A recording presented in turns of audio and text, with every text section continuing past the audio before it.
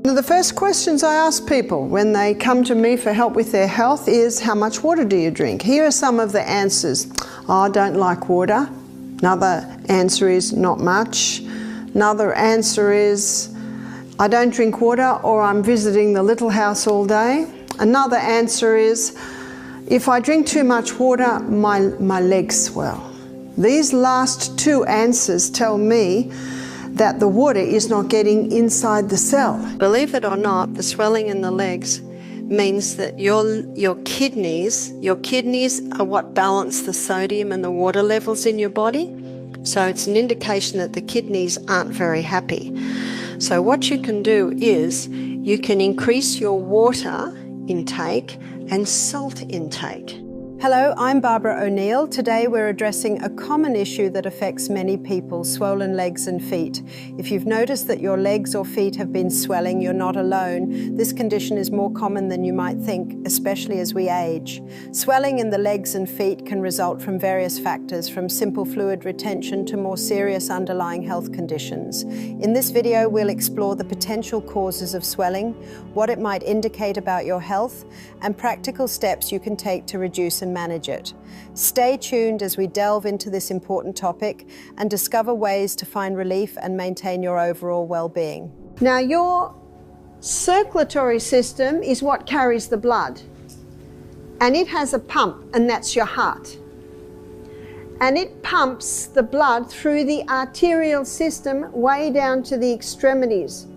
Well, how does it get back? Do you ever wonder that? You've got a second pump. And forgive the illustration, but here's your second pump, your calf. Your calf muscles are your second heart. It's your calf muscles that pump the blood back up to the rest of your body. Now, there is a problem that some women and some men get called varicose veins. Do you know the best cure for varicose veins is rebounding? Because when you're rebounding, that majorly stimulates your second heart, which is your calf muscle. And what happens with varicose veins is the blood's tending to sit and pool in the venous system. You see, your arteries come away from the heart, the venous system is coming back to the heart. Even just the health bounce, just even going like that is strengthening or moving your second heart, your calf muscles. When your calf muscles are strong and active, they play a critical role in preventing blood from pooling in your legs. This is particularly important when it comes to avoiding swelling, also known as edema, in the legs. Swollen legs can occur when your calf muscles aren't effectively pumping the blood back up toward your heart. This can lead to fluid accumulation, especially if you spend long periods sitting or standing without much movement. Engaging your calf muscles through regular exercise like walking, jogging, or even bouncing on a rebounder can help prevent and reduce swelling in the legs. The more you move, the more your calf muscles contract, pushing the blood back up through the veins and reducing the likelihood of it pooling in your lower extremities. If you're already experiencing swollen legs, incorporating exercises that focus on the calf muscles can be highly beneficial. Simple activities like calf raises, where you stand on your toes and then lower your heels, can make a big difference.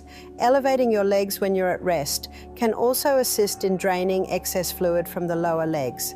In addition to exercise, staying hydrated and maintaining a balanced diet low in salt can help manage swelling, as excess sodium can lead to fluid retention. Wearing compression socks might also be recommended, as they apply gentle pressure to your legs, supporting the veins and enhancing blood flow back to the heart. Varicose veins often has an inherited factor, but remember that genetics loads the gun, lifestyle pulls the trigger.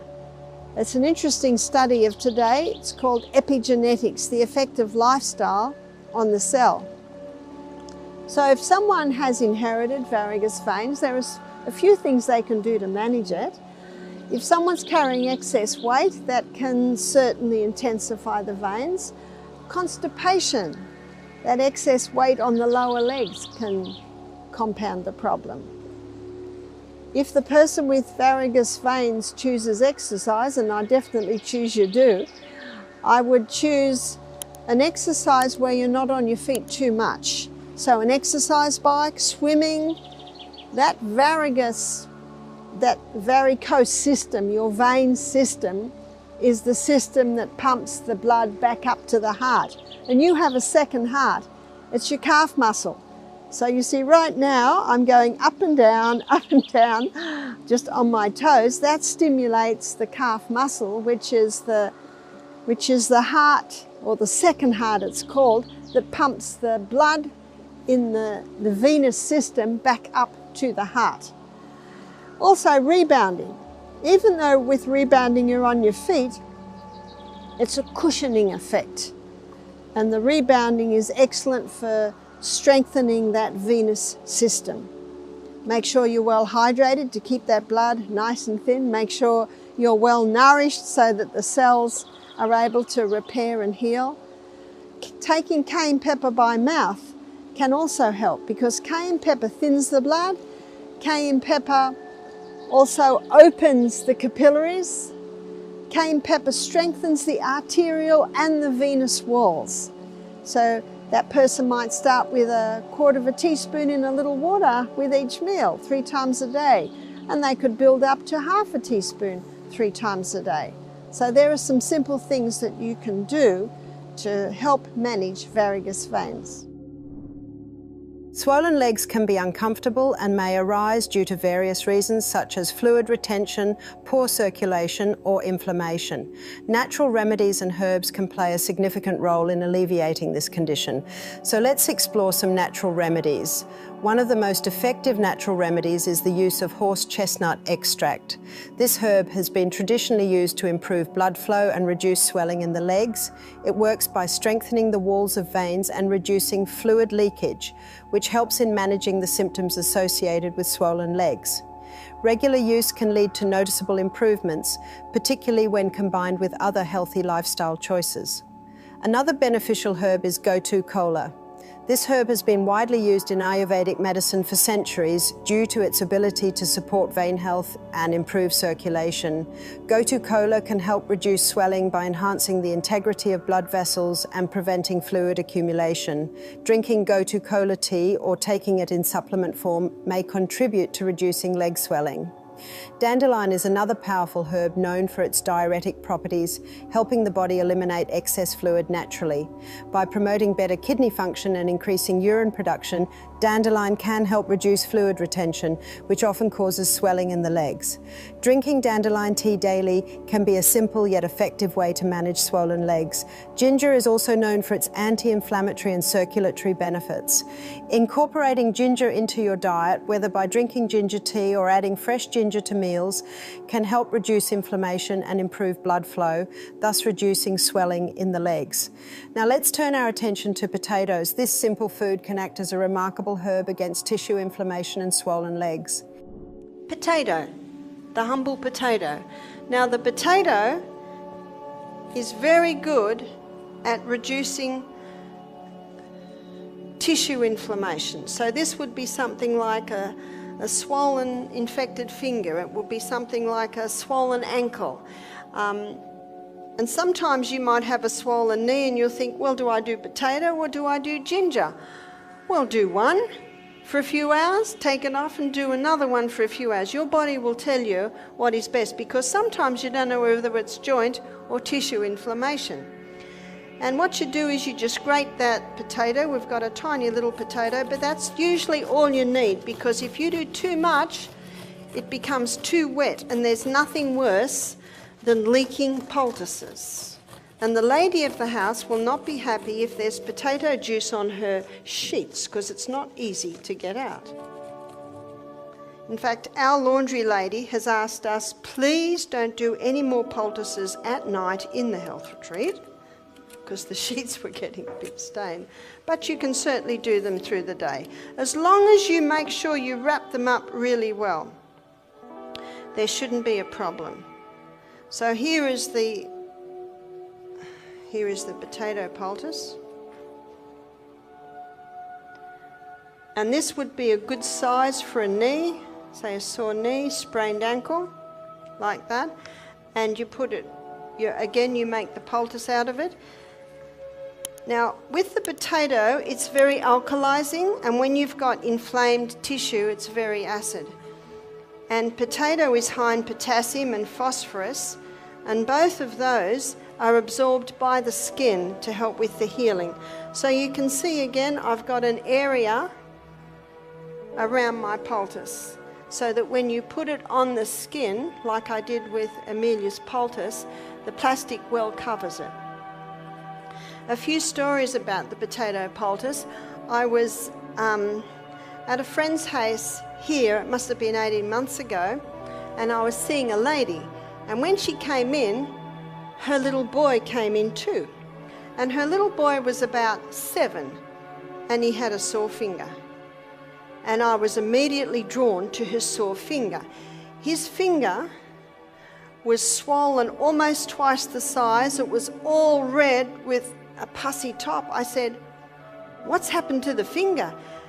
And the lady said, "Well, the doctor says it's cellulitis." Do you know what cellulitis is? Just inflammation of the cell. That's all cellulitis is. Well, that's obvious, that's inflammation of the cell. I said, "What have you been doing?" She said he's on his 2nd course of antibiotics, he's on painkillers and sleeping tablets at night. 7.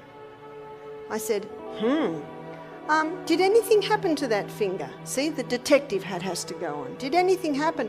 Oh, he had a blister, and then he played in the dirt, and the blister broke, and the dirt got on the skin. It's not rocket science, is it? And of course, as soon as the dirt got into the blood, then the body reacts by sending white blood cells, inflaming the area to try and protect the area. I said, aha. I said, "Do you mind if I try something?" She said, "Please." I said, "Well, what I'd like to do is get 2 cups. One cup's got hot water, the other cup has got cold water. And in the cold water, there are blocks of ice. It's a hydrotherapy treatment. So I shall write this one up. So what we did 3 minutes in the hot water, and we did 30 seconds in the cold water. And the reason this works is that hot is a stimulant. Because we know if we get into a hot shower or a hot bath when we're cold, it stimulates, doesn't it? It's a stimulant. But probably within about 5 minutes of being in a hot bath, how do we feel now? We feel like falling asleep, don't we? So initially, hot stimulates, and then it slows right down. So I put his finger in the hot water, but I'm only going to put it in for 3 minutes, because by 3 minutes everything's going to slow down. And then I put it into the cold. What happens when you have a cold shower? Has everyone been trying their cold shower? It's a stimulant, isn't it? But if we were to go and dive in a cold creek in the middle of winter, very quickly we start to slow down. In fact, in about 30 seconds. Everything starts to slow down. So can you see what we're doing here? We're using the stimulating time of hot, and by the time before it can slow down, we whiz over to the cold and wake it up again. And before that has time to cool down, we go back to the hot, wake it up again. Can you see what we're doing here? And you do that 3 times. More than 3 times can exhaust the body, because this is dramatically moving the blood. You see, the blood is the life of the flesh, and that finger needs more blood. And that wound, in that wound, the blood had tended to sit and pool. So bringing fresh blood in drives the stagnant blood out, and when the fresh blood comes in, it's got oxygen, it's got nutrients, it's got water, it's got white blood cells, everything that finger needs to heal. Now, both the potato poultice and the hydrotherapy treatments can be used for a swollen leg. The potato remedy is effective because potatoes have anti-inflammatory properties that can help reduce swelling in tissues. To use this method on a swollen leg, simply grate a small potato and apply it directly to the swollen area. Cover it with a cloth or plastic wrap to keep it in place. The potato's alkalizing effect can help neutralize the acidity in the inflamed tissue, while the potassium and phosphorus in the potato are absorbed through the skin to aid in healing. You can leave the potato poultice on for a few hours and then replace it as needed. Hydrotherapy, on the other hand, works by alternating hot and cold water to stimulate blood circulation. For a swollen leg, you can soak it in hot water for about 3 minutes and then immediately switch to cold water for 30 seconds. Repeat this process 3 times. The hot water will initially stimulate blood flow, bringing fresh blood to the area, while the cold water will constrict the blood vessels, reducing swelling and pain. This method helps to flush out stagnant blood and bring in oxygen and nutrients that are essential for healing. Both of these methods can be used together for added benefit. Start with the hydrotherapy to stimulate circulation and then apply the potato poultice to further reduce inflammation and promote healing. Hydrotherapy has been used for centuries, and in the area of pain relief there is no equal to it. And then I put a grated potato poultice on his, because he had a lot of tissue inflammation around there. And when he left, he just had a smile on his face. The mother said, "What'll I do now?" I said, "Well, you can do that every 2 hours if he has discomfort." But I think it was something like 11 o'clock in the morning. I said, maybe do it again about 2 and maybe do it again before he goes to bed. And every time you do it, put a fresh potato poultice on, because that potato is going to start drawing out the waste and you want that thrown away. She said that when they got home, the little boy said, "Can we do that again?" Why did the little boy say that? He had experienced it. And the mother, I think we got feedback that the mother, I think it was the next day. Yeah, my friend is here. I think it was the next day, wasn't it? She said that all the stuff came out. So did another potato poultice at about 2, another potato poultice before bed, and when she took the one off in the morning, all the stuff came out. So naturally that potato had opened the wound. Never put a knife or a scalpel. No, let the body do it. You see, I used to work as a psychiatric nurse and I worked in the operating theatre. Brutal. Surgery's brutal. This is not brutal. This is very gentle, but it's a very powerful way to operate. Now, if I broke an arm and my bones weren't matched, I'll be very thankful for a surgeon to reset my bone. You know, there may be a time. But you know, there are 4 doctors that get me to go to their town and give these meetings, because they know that if everyone had this knowledge, wouldn't that cut down casualty visits in a powerful way? They're just simple things. Do you know, if you're not getting a response, go to the doctor. But you know, I never have had to, because the body always responds. No need for that little boy to take antibiotics. No need for that little boy to take painkillers or sleeping tablets anymore. Just hot and colds and a grated potato poultice. Isn't that amazing? So simple. The mother said, "What will I do with his second course of antibiotics?" I said, "Well, I don't have any authority over your son's medication, but I can tell you what I would do." Now, I don't usually have to say anything else because that is quite obvious. But in 15 minutes, we got more results than he'd had for the time. I'm not against antibiotics. They have saved lives and they will continue. But you know, most people should go through their life never having them. Remember, this is just life-saving that they should be used for. Now, a simple natural remedy for swollen feet involves using Epsom salts and elevation. Dissolve about a cup of Epsom salts in a warm foot bath and soak your feet for 15 to 20 minutes. Epsom salts contain magnesium, which can help reduce swelling and ease discomfort. After soaking, elevate your feet by propping them up on a pillow or cushion to help improve circulation and reduce fluid retention. Combining these steps can provide relief and help alleviate swelling. For added benefit, ensure you're drinking plenty of water throughout the day to stay hydrated and flush out excess fluids. Thank you for watching. I hope this video provided valuable insights into managing and understanding swollen legs and feet. Remember, while occasional swelling can be common, persistent or severe symptoms should be discussed with your healthcare provider. If you found this information helpful, please give it a thumbs up and subscribe for more health tips and advice. Feel free to share your thoughts or questions in the comments below. I'd love to hear from you. Take care of yourself, and I look forward to seeing you in the next video.